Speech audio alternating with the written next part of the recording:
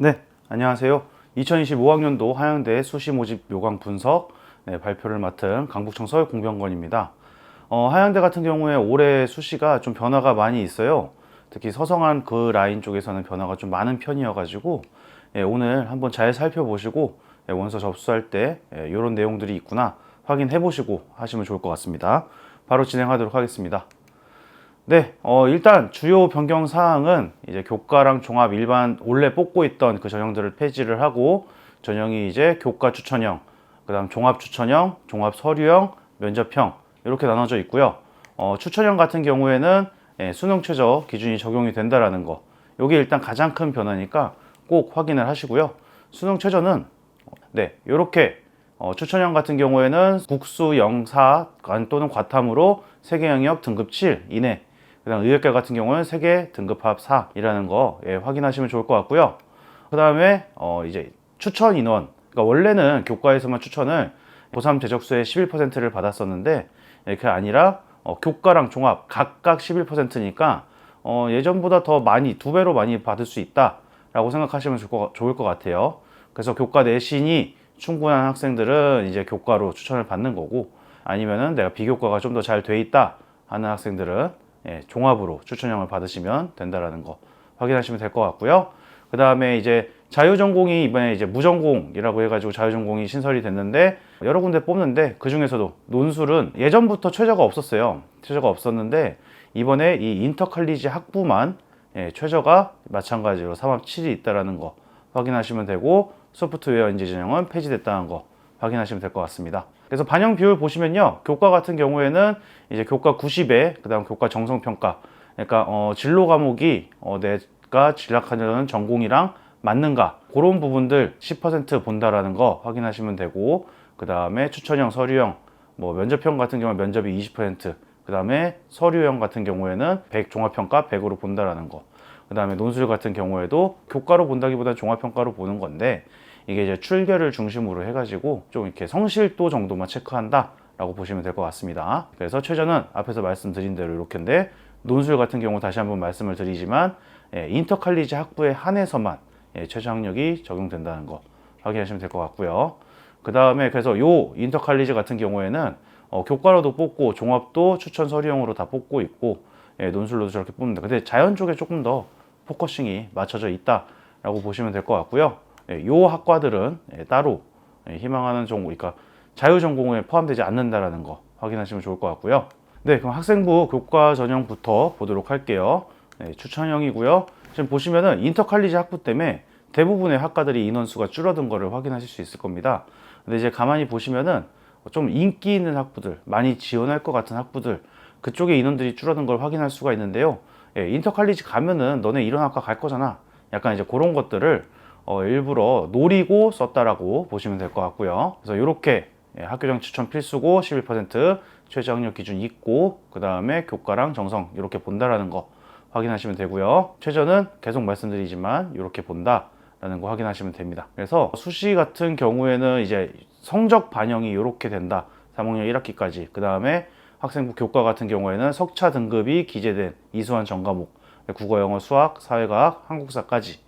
그래서 환산해가지고 계산한다라는 거 보시면 되고요. 그 다음에 뭐 계열 적합성, 이제 교과 학습 발달 상황이라고 하는 거에서 계열 적합성은, 그러니까 내가 물리학과 갈 거야. 근데 그럼 너 물투 들었니? 이제 이런 거죠. 내가 공학 계열로 진학할 거야. 그러면 물리나 화학 같은 경우에는 거의 필수로 들어야 되고, 이제 그런 것들을 본다라고 보시면 될 것 같습니다. 그래서 작년 입결이에요. 작년이랑 재작년이랑 그 전에 입결인데, 보시면은 이제 사학과 같은 경우가 조금 이렇게 2023학년도까지는 1.3이었는데 1.81로 이렇게 늘어난 걸 확인하실 수가 있죠. 그래서 요거 같은 경우는 이제 24학년도에 인원 변동이 있었는지 그런 것들을 먼저 확인을 해 보시면 되고, 이과 같은 경우에는 자연환경공학과가 가장 낮은 점수대를 기록하고 있다는 것을 보여드리고요. 그 다음에 반도체 같은 경우에는 이제 재작년부터 뽑았는데 입결이 조금씩 낮아지는 모습들이 보이죠. 이런 거 확인해 보시면 좋을 것 같습니다.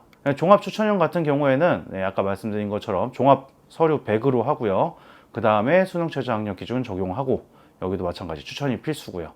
뽑는 학과는 왼쪽에 써져 있는 다 신설이죠. 그래가지고 인원 변동은 따로 없고요. 이렇게 뽑는다라고 보시면 될 것 같습니다. 그래서 뭐 많이 보는 거죠. 어떤 거를 반영을 할 거냐. 근데 이제 한양대 같은 경우에는 비판적 사고 역량이라고 하는 거를 조금 더 중요시 여겨요. 그래서 내가 어떤 의문을 가지고 이런 활동을 했어요. 그래서 그 활동을 하고 나서 또 어떤 관점들이 생겼어요.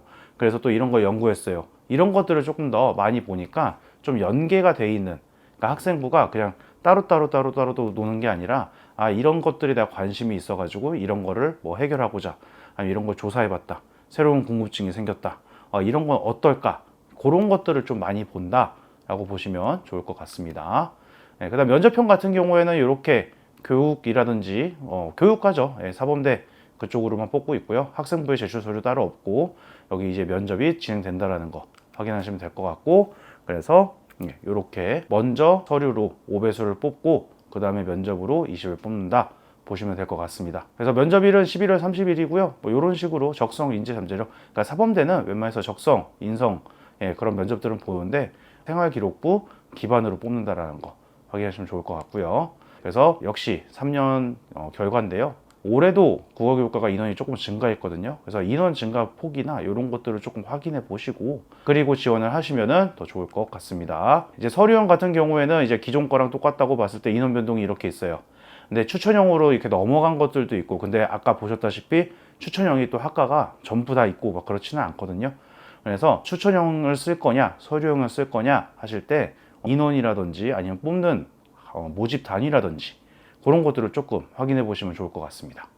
서류형 같은 경우도 그냥 서류 100이죠. 이거 말고 다른 거는 없으니까요. 수능도 없고 면접도 없습니다. 그래서 최종 컷도 마찬가지 이제 이런 식으로 나오는데, 지금 보시면은 뭐 문과 같은 경우에 뭐 도고동문학과 아니면 뭐 중어중문학과 이런 데가 낮게 나오고, 국어국문학과 뭐 3점대 이렇게 나오는 것들은 이제 아무래도 외고 친구들이 지원을 했을 가능성을 좀 생각해 보시는 게 좋을 것 같고요. 지금 보시면은 이제 뭐 내신이 교과나 이런 쪽보다는 조금 더 낮게 나오기는 하는데, 요걸 보실 때에는 그래도 한양대 정도까지는 뭐 자사고라든지 아니면 특목고라든지 이런 학교들을 좀 더 많이 뽑으니까 그런 부분들은 조금 고려하실 필요가 있다라고 생각을 합니다. 이제 논술입니다. 논술 같은 경우에도 인원수가 좀 줄었죠. 특히 인기 있는 학과들. 그리고 여기에는 이제 기재가 됐지 않았지만 작년에 뽑고 올해 안 뽑는 학과들도 사실 많아졌어요.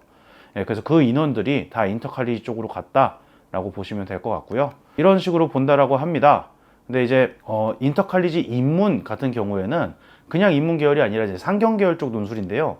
상경 계열 같은 경우에는 이걸로 보시면 좋을 것 같은데, 조금 이 상경 계열 수리 논술을 따로 보거든요. 인문 논술 하나, 수리 논술 하나 이렇게 보는데, 지금 보시면은 수원, 수투, 확통, 미적, 기하가 다 시험 범위예요. 그래서 이게 사실상 상경 계열을 희망하는 학생들이 논술을 다 풀 수 있을 것인가? 사실 다 풀어서 합격하는 거는 아니잖아요. 근데 아무래도 상경 계열 쪽에 조금 이렇게 이과 학생들이 좀 지원을 하게 되는 일이 발생하지 않을까, 좀 그렇게 보고 있는데, 모든 문제를 내가 다 풀 거야, 다 풀 수 있으면 좋겠지만 어차피 상대적인 평가라는 거, 그러니까 내가 지원하는 학생들 중에서 조금이라도 잘 볼 수 있다면 지원을 하는 것도 나쁘지는 않겠죠. 내가 확통, 뭐 미적은 공부했어, 뭐 그렇다던가, 아니면 뭐 일단 확통, 미적, 기하가 다 있으니까, 반대로 내가 지금 확통만 해가지고 완전히 문과 쪽으로 공부를 하고 있었는데 한양대 상경 계열을 쓸 거야 라고 했을 때는 요 수리 논술에 대해서 꼭 확인을 하시고 준비하실 필요가 있고요. 그 다음에 앞서 말씀드린 것처럼 최저 같은 경우에는 인터칼리지 학부에만 존재합니다. 다른 전형들은 없어요. 다른 모집 단위에서는 최저가 없기 때문에 그 부분도 확인을 하시고 내가 어떤 과를 쓸 건지 그런 걸 생각해 보시면 좋을 것 같습니다. 그 다음에 뭐 시간은 이렇게 나와 있어요. 11월 23일 날 보고, 상경 인문 이렇게 보고, 그 다음에 자연 같은 경우에는 24일 날 이렇게 세 타임으로 나눠 가지고 본다라는 거 확인해 보시면 좋을 것 같고요. 그래서 전체적으로는 무전공으로 인해서 변화가 좀 있습니다. 인터칼리지 학부를 뽑았는데 인터칼리지 학부를 뽑기 위해서 다른 전공들을 줄여 놓은 것도 있고, 그 다음에 뭐 교과라든지 추천, 아니면은 논술까지 전부 다 모든 전형에서 인터칼리지 학부가 들어감으로써 대다수가 감소됐어요. 그러면 이제 입결이 전체적으로 작년보다는 조금 더 빡빡해지는 느낌이 되겠죠. 근데 아까 말씀드린 것처럼 무전공을 만들면서 무전공으로 간 애들은 이런 인기 있는 학과를 갈 거야 해서 인기 있는 학과의 인원을 많이 감소시키고, 비인기 학과 같은 경우에 크게 감소시키지 않았어요. 그러니까 요거에 따라서 입결이 조금 더 뭐라 그럴까요? 평균에 좀 회귀한다? 그런 느낌을 가지실 수 있다 라는 거 확인하시면 좋을 것 같고요. 그 다음에 이제 추천형과 서류형으로 종합전형이 분리되면서 인원 변동도 생겼고, 그래서 서류용으로 쓰는 게 나을 건지 아니면 추천으로 쓰는 게 나을 건지, 그러니까 추천이 조금 더 교과 내신이나 이런 것들이 필요할 가능성이 높거든요. 근데 거기에 또 이제 최저가 붙어 있다는 것도 좀 얘기가 달라지잖아요. 그러니까 이런 것들에 대해서 고려를 해보시고 지금 우리 아이 아니면 본인이 어떤 거에 강점을 갖고 있는지, 그러니까 서류가 좋으면 서류형 쓰시면 돼요. 근데 내가 서류가 좀 빈약해, 근데 교과는 돼 있어, 그리고 수능 체제를 맞출 수 있어, 그러면은 추천형으로 써보는 것도 한 가지 방법이 될 수가 있겠죠. 아니면은 뭐 나는 교과가 좀 월등히 앞서, 그런 경우에는 교과 추천형으로 쓰는 것도 생각해 볼 수 있는 거고요. 어쨌건 좀 다양화가 됐습니다. 예전에 비해서 한양대가 좀 다양화가 돼서 어디에 내가 이점이 있는지를 꼭 생각해 보시고 원서 접수할 때 확인해 보시면 좋을 것 같습니다. 네, 오늘 발표 여기까지 하도록 하겠습니다. 감사합니다.